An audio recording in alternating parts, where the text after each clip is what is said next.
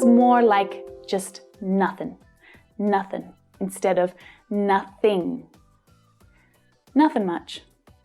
You might also say just finishing an email or just walking the dog.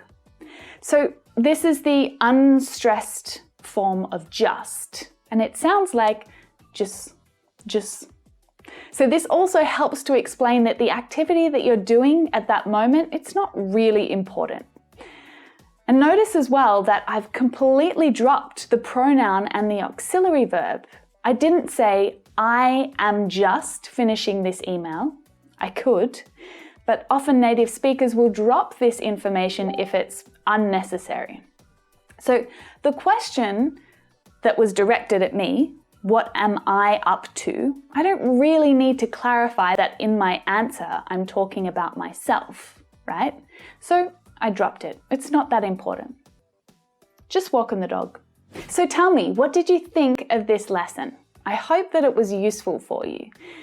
In a minute, I'm going to take you on a bit of an adventure outside of my studio to practice some more common expressions, ones that I use all the time. But before I do, I want you to add some common everyday English expressions that you want me to include in a lesson just like this in the future.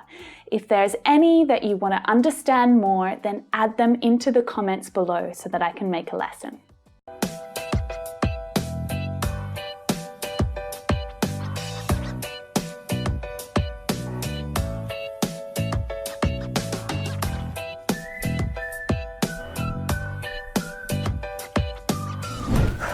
Oh, hi. Hi. I'm ready to practice.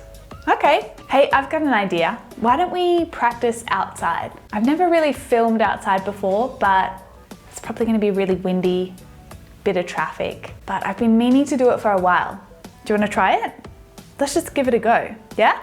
Sure. So give it a go is something that I use all the time. Give it a go. It means to try something new, right? Like right now, I've never filmed outside before and I'm not really sure how it's going to turn out, but I want to just see how it goes anyway. I would say all the time, give it a go. So depending on who you talk to, you might hear people say, I'll give it a shot, or I'll give it a try, or I'll give it a crack. All of these expressions that have really similar meanings. For me, I always say, give it a go. It's really easy to just roll off the tongue. And I'm going to talk about how all of these words kind of push together when they're spoken naturally. Because you'll never hear someone say, let's give it a go, but instead, give it a go. And so what's happening is all of the words that end in the consonant sounds are actually linking to the ones that follow that are vowel sounds. So instead of give it, give it, give it. And notice how it's unstressed, so it reduces down to the schwa sound, give it. And also that T is a stop T, which means that I'm not fully pronouncing it. I'm not letting the air go afterwards. I'm not saying give it, but give it, give it. So it's stopping, I'm not releasing the air. Give it, give it a. So that article, a, it's a schwa and it reduces right down. Give it a, give it a. You might even hear that T, that flap T, sounding more like a D there, because naturally in my pronunciation with my accent, it'll reduce to that flap T sound. Give it a go, give it a go, instead of give it a go, give it a go, give it a go. So why don't you give it a go? Try it. Give it a go. Let's give it a go. Right now, let's go. Hang on a sec, I gotta get my phone. Okay, now let's go give it a go.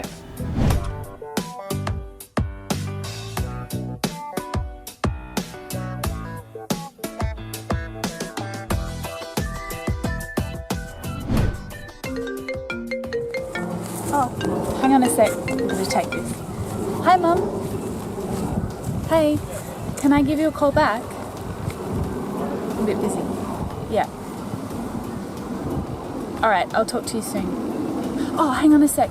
I'm not coming to dinner tonight. I'll come over tomorrow. Okay, See ya. Alright, so that I said, hang on a sec, and I say that all the time. Hang on a sec, hang on a sec. It's a really casual, informal way of saying, just wait a moment. It's a little bit more, because we're friends and we're just hanging out, it's much easier, and much more relaxed to use that expression. So, hang on a sec. What's a sec? Well, a sec it's a short version of the word second. So I want to focus on the first 3 words. Hang on a. Hang on a. Hang on a. So they kind of all come together, don't they, when I say them quickly. Hang on a sec. Hang on a sec. And that's because the consonant sounds at the ends of these words link straight to the vowel sounds that follow. Hang on. Hang on. Hang on. Hang on a sec. Hang on a sec. So the article links straight on behind. It's just a schwa, it's unstressed. Hang on a. Hang on a. Hang on a. It's really soft and flat. Hang on a sec. Try it with me. Hang on a sec. Hang on a sec. Nice one. Let's try another.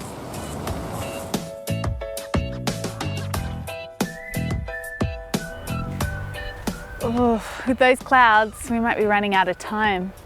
Oh, we've got time for one more, but let's do running out of time. Running out of time. We're running out of time because we are. Look at these clouds.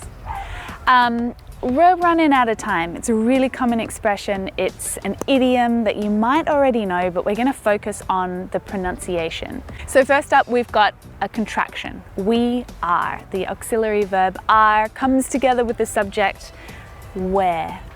We're running out of time. We're running out of time. So instead of saying we are, it sounds quite sort of stiff and formal. But if you're speaking more naturally, just like a native English speaker would, you would probably just contract those 2 things together. We're running. And then at the end of running, usually what happens with native English speakers is instead of pronouncing that sound at the end, they get really lazy and they'll just pronounce the running. We're running. Then we've got out of time. Now, if they're pronounced really clearly, you can hear all of those words. But instead, when spoken naturally, you'll hear outer. Out of becomes outer. And you'll see the flap T there. You'll see that will reduce, that will become the d sound. Outer.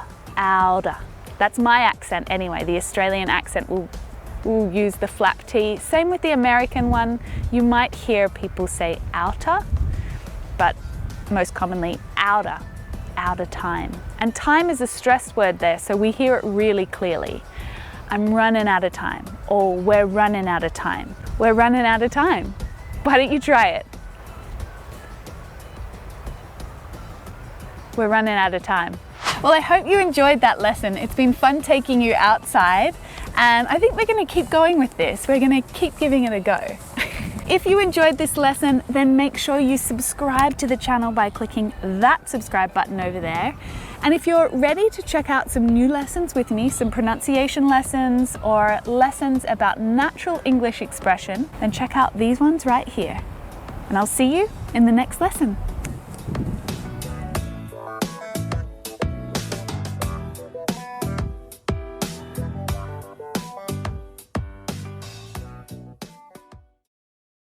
Well, hey there, I'm Emma from English.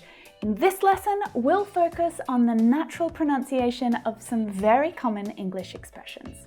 We'll study how a native speaker would really use these expressions and practice saying them together exactly as a native speaker would.